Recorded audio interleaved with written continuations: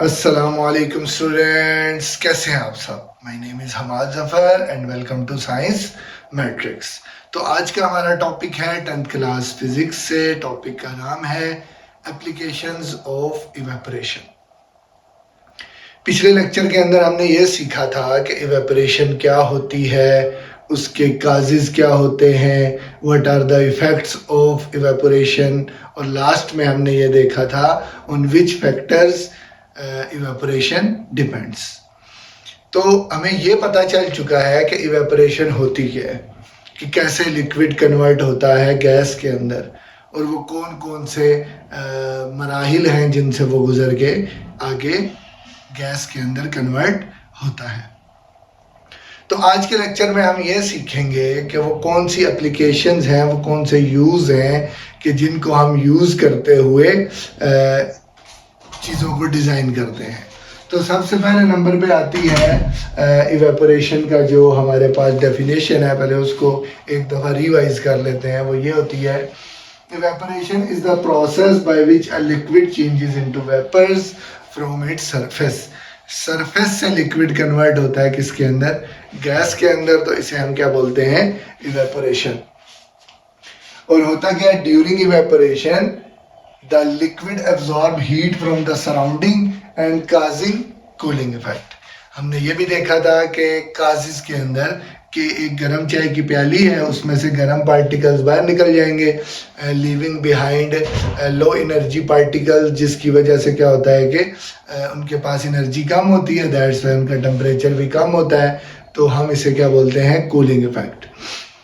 तो सबसे पहले नंबर पे आती है हमारे पास refrigeration through evaporation without CFCs।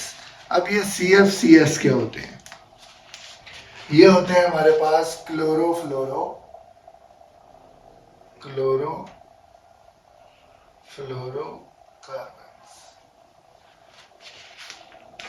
पहले क्या होता था कि ठंडा करने के लिए जो रेफ्रिजरेंट यूज़ होता था, रेफ्रिजरेंट वो यानी कि केमिकल है, वो लिक्विड हो सकता है, वो गैस है, वो यूज़ होती थी एज अ कूलेंट, मतलब ठंडा करने के लिए।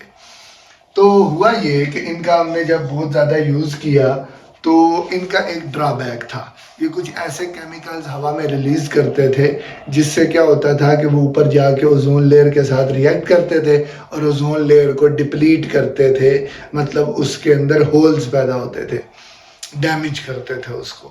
तो इसका बैन लगा दिया गया। अब क्लोरोफ्लोरोकार्बन्स को यूज़ नहीं किया जाता एज अ कूलेंट या एज अ रेफ्रिजरेंट। अब हम डिफरेंट केमिकल्स को, यानी लिक्विड को, लिक्विफाइड गैस ज़्यादातर यूज़ होती है एज अ रेफ्रिजरेंट। तो रेफ्रिजरेंट ये जो आपको नज़र आ रहे हैं बीच में पाइप्स छोटे छोटे, इनमें वो रेफ्रिजरेंट यूज़ होता है, जिसका काम क्या होता है वो हम देखते हैं। ये हमारा जी रेफ्रिजरेटर है, यानी नाम अल्फाज में फ्रिज है हमारा। तो ये कैसे ठंडा करता है चीज़ों को, इसमें कैसे इवेपोरेशन इन्वॉल्व है, इसको हमने डिटेल में देखना है। तो सबसे पहले हमें इसके कुछ कंपोनेंट्स को देखना होगा। सबसे पहले नंबर पे आती है इवेपोरेटर कॉइल। ये जो फ्रिज के अंदर आप खोले ना, तो बीच में आपको यूं पीछे लाइंस नज़र आ रही होती हैं वाइट कलर की, वो हमारे पास क्या होती हैं, इवेपोरेटर कॉइल। इसके नीचे हमारे पास है कंप्रेसर। कंप्रेसर का काम क्या है, हमारे पास जो गैस आती है उसको मज़ीद कंप्रेस करता है हाई टेम्परेचर के ऊपर, हाई प्रेशर के ऊपर। तो ये कंप्रेसर लगा होता है बिल्कुल फ्रिज के नीचे, रेफ्रिजरेटर के नीचे। इसी तरह बैक साइड पे फ्रिज के एक जाली सी लगी होती है जिसको हम क्या बोलते हैं, कंडेंसर कॉइल। इसका मकसद क्या है वो भी हम देखते हैं। फिर एक लगा हुआ है एक्सपेंशन वाल्व, जो कि एक्सपेंड करता है लिक्विड को, यानी कि उसका टेम्परेचर लो कराता है। कैसे कराता है वो हम देखते हैं। तो ये हैं जी कंपोनेंट्स। इसमें एक चीज़ आती है रेफ्रिजरेंट, जो कि इसके अंदर मौजूद होता है, रेफ्रिजरेंट, जो कि इसके अंदर फ्लो कर रहा होता है। क्योंकि ये एक साइक्लिक प्रोसेस है, तो ये इसका आप ये नहीं बता सकते कि ये यहाँ से स्टार्ट हुआ, तो हम कोई भी एक जगह से इसको स्टार्ट ले सकते हैं। तो फर्स्ट ऑफ ऑल हम देखते हैं एक्सपेंशन वाल्व से। एक्सपेंशन वॉल करता क्या है, यहाँ से जो हमारे पास लिक्विड होता है या गैस होती है वो इसके अंदर इंटर होती है। अब ये इसको मज़ीद एक्सपेंड करता है। जब गैस एक्सपेंड होती है मज़ीद तो वो लो प्रेशर के ऊपर आती है, जिसकी वजह से वो लिक्विड में कन्वर्ट होती है। और यहाँ से जो लिक्विड इसके इंटर होता है that are of very low temperature, और वो बहुत ठंडा लिक्विड होता है। यानी यहाँ से इंटर क्या होगा, लिक्विड होगा। अब ये लिक्विड इवेपोरेटर कॉइल के अंदर इंटर हुआ। अब इनसाइड द फ्रिज क्या होता है जी कि चीज़ें अपनी हीट एनर्जी निकालती हैं बाहर। तो ये इवेपोरेटर कॉइल इस हीट एनर्जी से क्या हो जाती है, इसके अंदर लिक्विड होता है जिसका टेम्परेचर बहुत लो होता है। वो हीट एनर्जी को ज़्यादा देर तक एब्जॉर्ब करता है और ख़ुद किस में कन्वर्ट हो जाता है, गैस में। तो ये कन्वर्ट हो गया किस में, गैस में। और ये गैस यूं घूमते हुए यहाँ से नीचे आएगी, तो ये है गैस।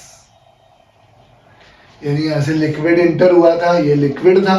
अब ये लिक्विड ने हीट एनर्जी को एब्जॉर्ब किया और ख़ुद किस में हो गया, गैस में कन्वर्ट हो गया। अब ये गैस यूं घूमते हुए नीचे का आएगी कंप्रेसर के पास। कंप्रेसर उसको मज़ीद कंप्रेस करेगा, उसका टेम्परेचर बढ़ा देगा, प्रेशर बढ़ा देगा। इसलिए हमने इसको रेड से रिप्रेजेंट किया है। मतलब ये high temperature high pressure gas है।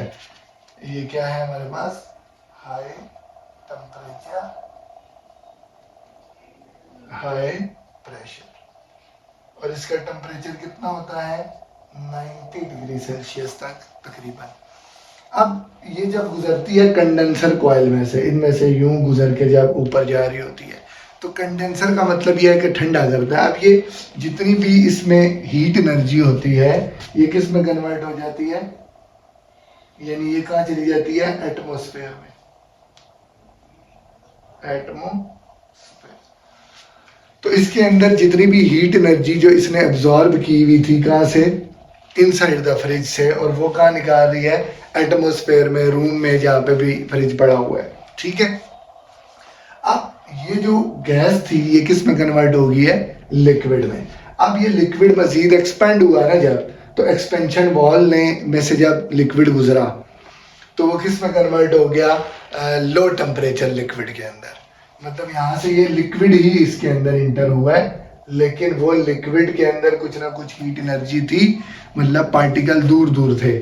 अब क्या हुआ, जब वो एक्सपेंशन वॉल में से यूं गुजरा तो वो लिक्विड मज़ीद ठंडा हो गया, बहुत ज़्यादा ठंडा हो गया, क्योंकि उसका टेम्परेचर क्या हो गया, बहुत लो हो गया। क्यों, प्रेशर उसका बहुत लो था। इन्हीं कंडीशंस के ऊपर ये काम करता है। और ये लिक्विड जब यहाँ वापस आया, मज़ीद हीट एनर्जी को एब्जॉर्ब किया, वापस से गैस बना। ये गैस हाई टेम्परेचर पे आई, यहाँ से गुजरी, इस हीट एनर्जी को बाहर फेंका और वापस से लिक्विड बन गया। इसी तरीके से ये साइक्लिक प्रोसेस चलता रहता है। इसके हम पॉइंट्स भी लिख सकते हैं कि इवेपोरेटर कॉइल क्या करती है, लिक्विड को, लो टेम्परेचर लिक्विड को गैस के अंदर कन्वर्ट करती है।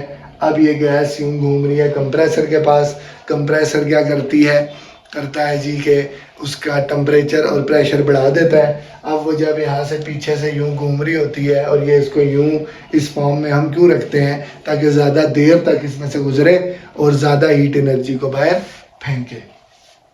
वो अपने अंदर की हीट एनर्जी को बाहर फेंकती है, किस में कन्वर्ट हो जाती है, लिक्विड में। और लिक्विड जब एक्सपेंशन वॉल से गुजरता है उसका टेम्परेचर लो हो जाता है, वापस से वो एनर्जी को एब्जॉर्ब करेगा, और ये साइकिल इसी तरीके से चलता रहेगा। इसीलिए अगर हम फ्रिज के पीछे वाली साइड पे हाथ मतलब के लेके जाएं तो हमें वो गर्मी फील होती है, लेकिन इन साइड अगर हाथ रखें तो क्या होता है, ठंडा फील होता है। तो इसी फिनोमेना के ऊपर ये काम करता है। और इस पूरे प्रोसेस के अंदर हो क्या रहा है, इवेपोरेशन हो रही है। मतलब यहाँ का लिक्विड हीट एनर्जी को एब्जॉर्ब करके गैस में कन्वर्ट हो रहा है। तो इसी तरीके पे ये काम कर रहा होता है। इसके बाद हम आते हैं किसके ऊपर, फूड प्रेजर्वेशन के ऊपर। फूड प्रेजर्वेशन का मतलब है कि फूड को, खाने को ज़्यादा देर तक कैसे सेव किया जाए। तो अब क्योंकि पानी वगैरह से बना होता है तो उसमें मॉइस्चर वगैरह तो होता है, तो अब अगर हम उस पानी को इवेपोरेट करवा दें तो खाने में से मॉइस्चर ख़त्म हो जाएगा। अब अगर मॉइस्चर होगा खाने में तो नुकसान क्या है? नुकसान ये है कि बैक्टीरिया की ग्रोथ होगी, माइक्रो ऑर्गेनिजम्स बढ़ेंगे, वो खाने को ख़राब कर देंगे। तो हम क्या करते हैं, पानी को इवेपोरेट करवाते हैं, तो उसमें से पानी नहीं होता, तो अब उसके अंदर माइक्रो ऑर्गेनिज्म यानी कि पैदा नहीं होंगे, जिससे क्या होगा कि खाना ज़्यादा देर तक महफूज रहेगा। फिर आता है एयर कंडीशनिंग सिस्टम। हमारे में ये जो एसी लगे होते हैं, या कह लें आप ये कूलर सिस्टम होता है, ये एसी कूलर होते हैं ना, ये क्या करते हैं, हॉट एयर को एब्जॉर्ब करते हैं पीछे से, या एक साइड से रूम में ना हमने रखा हुआ है कि एक साइड से हॉट एयर इसके अंदर इंटर होती है। अब इसके अंदर क्या हो रहा होता है कि हमने वो बर्फ़ रखी होती है या ठंडा पानी भी रखा हुआ है, वो ठंडा पानी हीट एनर्जी को एब्जॉर्ब करता है, इवेपोरेट होता है, उसकी इवेपोरेशन से वो हवा के साथ मिक्स होके आगे की तरफ आ रहा होता है और वो ठंडी एयर होती है। क्यों? क्योंकि ये हॉट एयर उस पानी को इवेपोरेट करवाती है। अब जब वो इवेपोरेट होता है तो वो हवा के साथ आगे की तरफ आ रहा होता है, तो वो गर्म एयर किस में कन्वर्ट हो रही होती है? ठंडी हवा में। ठीक है जी, यानी अगर हम पानी नहीं डालेंगे तो वो हवा हमें गर्म ही लगेगी, क्योंकि अंदर कोई इवेपोरेशन का प्रोसेस नहीं हो रहा होता। प्रोडक्शन ऑफ सॉल्ट है जी। इसके बाद हमारे पास सॉल्ट की प्रोडक्शन कैसे होती है कि हमारे पास सी वाटर होता है कि अगर एक पैन में हम ले लें तो उसमें तो सॉल्ट होता है। अब हमने यहाँ से सॉल्ट बनाना है तो हम पानी को इवेपोरेट करेंगे, पीछे क्या रह जाएगा? सॉल्ट रह जाएगा। तो ये भी एक तरीका है सॉल्ट को बनाने का। इसी तरह जी हमारे पास आती है फीवर कंट्रोल। फीवर कंट्रोल में इवेपोरेशन कैसे काम आती है कि हमारा कोई बच्चा बीमार हो गया है जी, तो बड़ा भी, तो हम करते क्या हैं, उसके सर के ऊपर पट्टियाँ रखते हैं ठंडे पानी की या पानी की, पानी में डिप करके वो क्या कहते हैं उसके ऊपर रखेंगे। अब वो ह्यूमन बॉडी की, वो जिस्म की हीट को एब्जॉर्ब करेगी और पानी इवेपोरेट करेगा, और इससे क्या होगा कि ह्यूमन बॉडी का टेम्परेचर क्या हो जाएगा? लो हो जाएगा। तो ऐसे भी फीवर को हम कंट्रोल कर सकते हैं यूजिंग इवेपोरेशन। तो ये था जी आज का हमारा लेक्चर, कि जिसके अंदर हमने ये देखा कि कैसे हम इवेपोरेशन को यूज करते हुए डिफरेंट चीजों को बना सकते हैं। ठीक है जी, उम्मीद है कि आपको समझ आ गई होगी। किसी बच्चे को समझ ना आई हो वो कमेंट बॉक्स में लिख सकता है।